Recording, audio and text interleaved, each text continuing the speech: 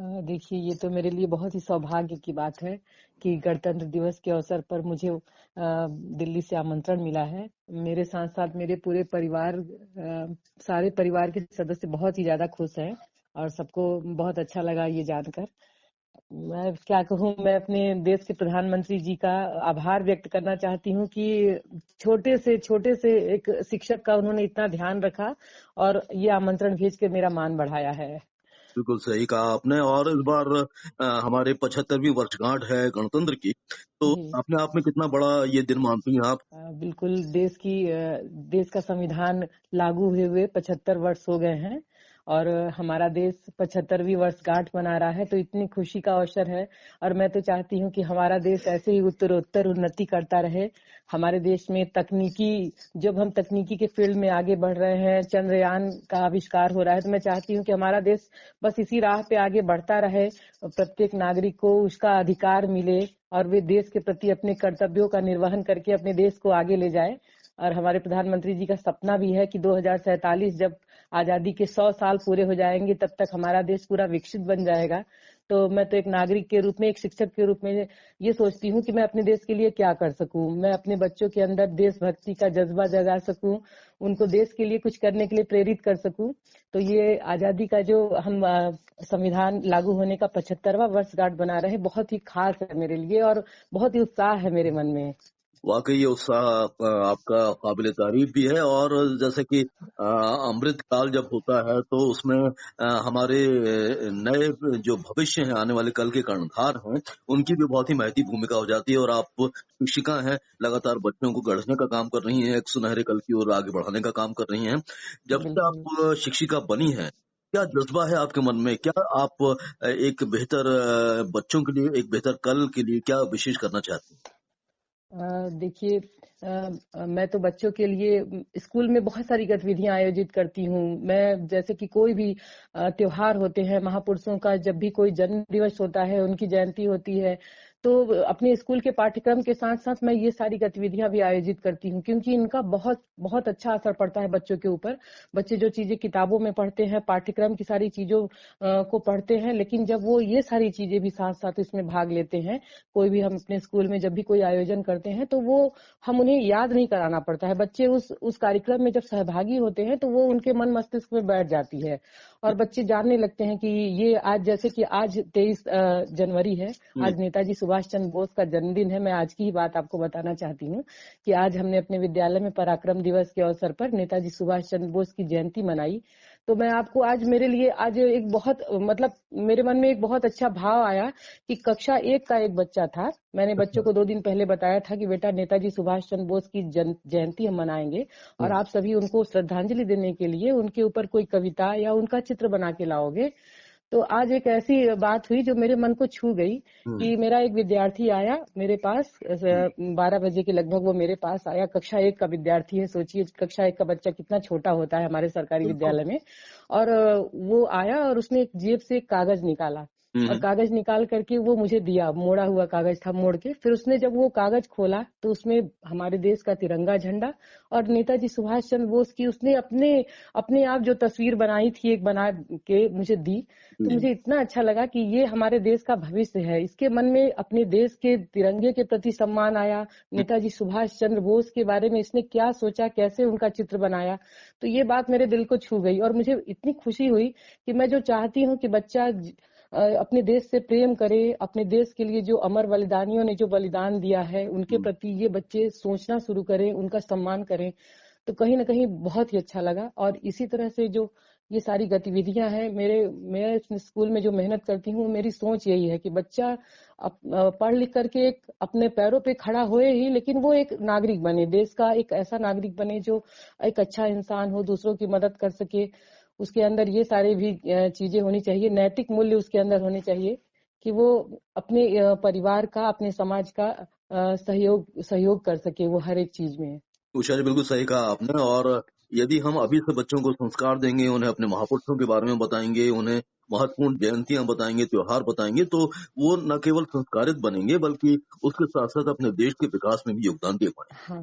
और ये बहुत बिल्कुल। खुशी की बात है कि आप की बात का ज़िक्र मन की बात में भी हो चुका है उषा जी का, जब प्रधानमंत्री श्री मोदी ने आपको किताबों वाली दीदी का जो एक आपका एक कॉन्सेप्ट है, उसकी तारीफ़ की थी। हाँ बताएँ जी। कि वो अब किस मुकाम पर पहुँच चुका है? किस प्रकार से आप किताबों वाली दीदी इस समय और भी अपनी पॉपुलैरिटी अर्जित कर रही हैं? हमारे देश के प्रधानमंत्री जी का ये बड़प्पन है कि उन्होंने मेरे इस छोटे से प्रयास की सराहना अपने मन की बात कार्यक्रम में की थी। मैं बच्चों के लिए एक छोटा सा चलित पुस्तकालय भी चलाती हूँ। हुँ, मैं पुस्तकों के साथ अपने गांव में और बस्तियों में जाती हूँ और बच्चों को किताबें पढ़ने के लिए प्रेरित करती हूँ। उनके साथ बैठ करके मैं खुद भी कहानियां पढ़ती हूँ, कविताएं पढ़ती हूँ, महापुरुषों के बारे में पढ़ते हैं हम सब। हुँ, तो ये मेरा जो ये कार्यक्रम है, ये अभी भी अवकाश के दिनों में बराबर चलता रहता है। हुँ, जब कार्य दिवस होता है उस बीच तो मैं विद्यालय जाती हूँ, हुँ, किंतु जब छुट्टी का दिन होता है तो मैं अपने गांव के बच्चों के साथ ये पुस्तकालय में जा करके बच्चों के बीच जाती हूँ मैं। तो बहुत ही अच्छा है ये। और मेरी ये कोशिश है कि अब मैं इस काम को थोड़ा और बढ़ाना चाहती हूँ। हुँ, मैं दूसरे भी गांव में कुछ ऐसे बड़े मेरे जो हमारे विद्यालय के जो बच्चे निकल रहे हैं, जो कक्षा 8वीं तक की मेरी विद्यालय है, तो जो 9th में 10th में जा रहे हैं, हमने एक छोटी सी टीम भी बनाई है कि जो हाँ, जहां जिस अपने बस्ती में है वहां का बच्चा भी एक छोटा सा पुस्तकालय बना करके बच्चों के बीच जाया करेगा और उनको पुस्तकें पढ़ने के लिए प्रेरित करेगा। तो इस तरह से इस पुस्तकालय को हम हर मोहल्ले तक पहुंचाना चाहते हैं और बच्चों को अधिक से अधिक बच्चे किताबें पढ़ने के लिए आए, पुस्तकालय में अपना समय बिताएं।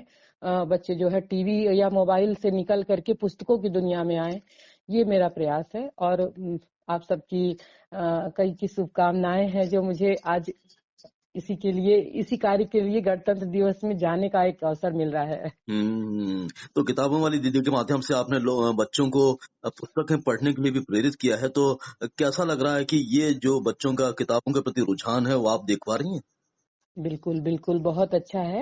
मैं क्या कहूँ इस आपको बताती हूँ मैं, मतलब अपने विद्यालय के ही बच्चों की बात करूँ मैं जिनको किताबें लेके जाती हूँ मोहल्ले में, हुँ, वो हुँ, बच्चे कहानियों के प्रति उनकी काफ़ी रुचि है, वो किताबें पढ़ना चाहते हैं। और किताबें जब वो पुस्तकालय में पढ़ते हैं, तो उनके जब विद्यालय में जब उनकी आप देखेंगे एकेडमिक यानी शैक्षणिक स्थिति में भी काफ़ी सुधार हुआ है।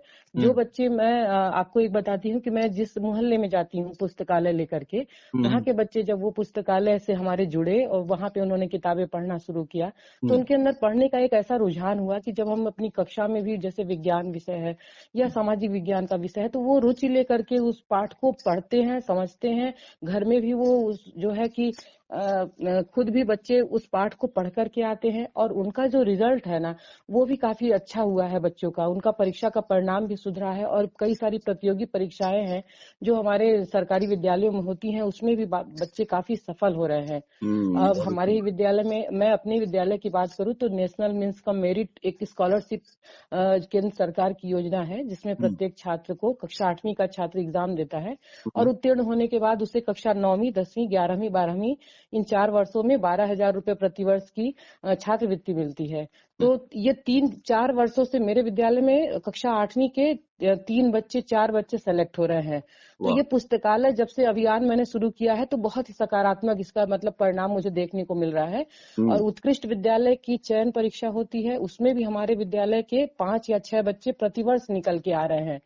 तो हुँ, मेरा तो ये मानना है कि बच्चे यदि पुस्तकें पढ़ने के लिए वो आएंगे, पुस्तकें पढ़ेंगे, उनमें रीडिंग हैबिट्स जब डेवलप होगी, तो वो पाठ्यक्रम और अपनी जो विषय वस्तु है उससे भी काफी अच्छे से जुड़ पा रहे हैं। हुँ, हुँ, बिल्कुल सही कहा आपने और आपका ये जज़्बा वाक़ई काबिल-ए-तारीफ़ है और निश्चित रूप से बच्चों को किताबें पढ़ने के माध्यम से वो एक विस्तार में देख पाएँगे कि हमारे देश की क्या-क्या उपलब्धियाँ हो रही हैं और जिस विषय में वो पढ़ रहे हैं, उसका भी उनको ज्ञान ज़्यादा से ज़्यादा। बिल्कुल। अच्छा, अब चूँकि परीक्षाओं का मौसम भी शुरू हो चुका है बहुत ही जल्दी अब 10वीं और 12वीं की परीक्षा भी होने वाली हैं, तो इसे लेकर भी आप कुछ विशेष अभी अपने स्कूल में काम कर रही हैं, बच्चों को विशेष रूप से अलग से कुछ टिप्स दे रही हैं? हाँ, बिल्कुल, बिल्कुल। हमारी विद्यालय तो ख़ैर कक्षा 1 से लेकर के 8वीं तक है, ये माध्यमिक विद्यालय है। किंतु फिर भी हम बच्चों को समझाते हैं कि परीक्षा अब जब आ गई है, तो बच्चों आपको तनाव नहीं लेना है। आपको अपना समय प्रबंधन करते हुए परीक्षा की तैयारी करनी है और इसे एन्जॉय करना है। आपके नंबर चाहे जितने भी आए, आप कभी भी इसमें मत जाओ कि हमारे मार्क्स आए, हम टॉपर बने। आप अपना ज्ञान अर्जित करो, आपका पढ़ा हुआ जो भी विषय है, जो भी आपने समय दिया है पढ़ाई में, वो ज्ञान आपका सदैव आपके जीवन में काम आएगा।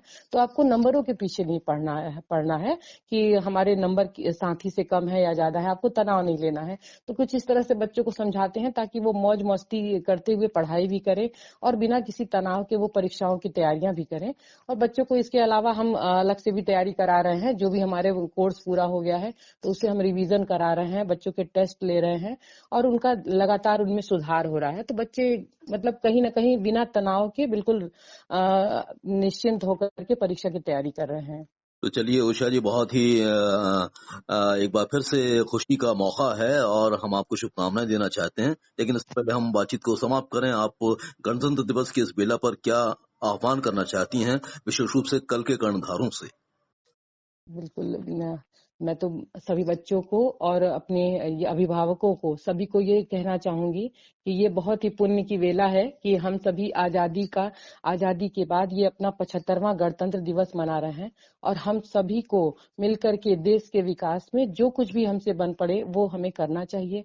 हमें जो हमारे मूल कर्तव्य है उनका निर्वहन करना चाहिए और हमें अपने देश की उन्नति में हम जहां भी हैं वहां पे हमें अपना संपूर्ण देना चाहिए, मेहनत करके काम करना चाहिए।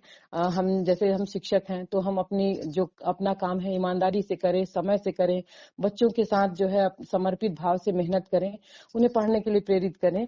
तो इस तरह से हम जिस जगह पे हैं वहीं से हम अपने देश सेवा का भाव लेकर के अपने देश को आगे बढ़ाएं। हमारा देश ही सबसे पहले है। अगर देश आगे बढ़ेगा तो हम सभी उन्नति करेंगे, तरक्की करेंगे। इस तरह से हम अपने भारत माँ के लिए यही प्रयास करें कि हमारी भारत माँ हमेशा खुशहाल रहे, समृद्ध रहे। यही हमारी सभी से जो है। जी, गुजारिश है। जी हाँ। बहुत बहुत शुभकामनाएं उषा जी आपको, और हम आशा करते हैं कि गणतंत्र दिवस की बेला में शामिल होना आपके लिए यादगार होगा, स्मरणीय होगा। एक बार फिर से आपको गणतंत्र दिवस की शुभकामनाएं देते हुए इस बातचीत को समाप्त करते हैं। बहुत बहुत धन्यवाद। बहुत बहुत धन्यवाद।